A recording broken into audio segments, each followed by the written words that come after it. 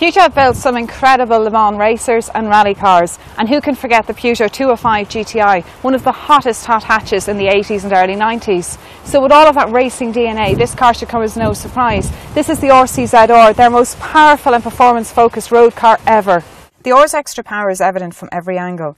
It sits lower on wider wheels, and the matte black roof arches, rear spoiler, xenon headlamps and a twin sport exhaust give it a more sporty and aggressive look. The interior has been well styled too, with the sports instrument cluster, red stitching throughout and body-hugging leather seats.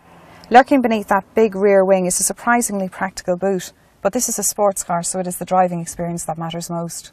One of the first things you notice inside this car is that the RCZ-R, the R stands for racing. It surges with power when you accelerate, and it is ferociously fast. Underneath the bonnet is the very same 1.6 engine that you get in the RCZ standard, but somehow Peugeot have managed to extract an extra 70 bhp and they've brought it to 270. This means that it now goes from 0 to 100 in a very impressive 6 seconds.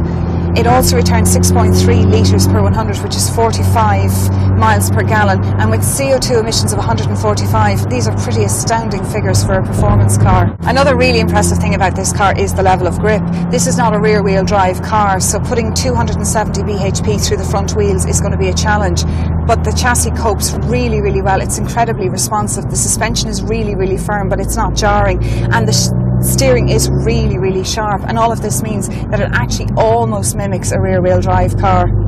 But the RCZ-R is far from perfect. It competes with the likes of Audi's TT and BMW's 2 Series Coupe, and rear seat passengers definitely fare better in both of those. Peugeot describe these seats as for occasional use, but they're really not suitable for adults or children. Also, it's very difficult to get a decent driving position. Somewhere between fixing the steering wheel and the seat, you just cannot get the ideal position. And then there's the price. $53,000 is a lot of money to spend on a Peugeot, and it's nearly $12,000 more than the regular RCZ.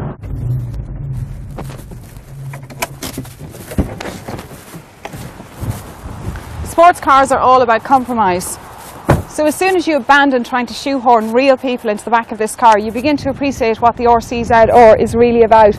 It is a race-bred road car, and it'll put a smile on your face every time you get into it. And in a market that has been dominated by the Germans, it's nice to see the French providing some serious competition. Geraldine Herbert for Independent.ie.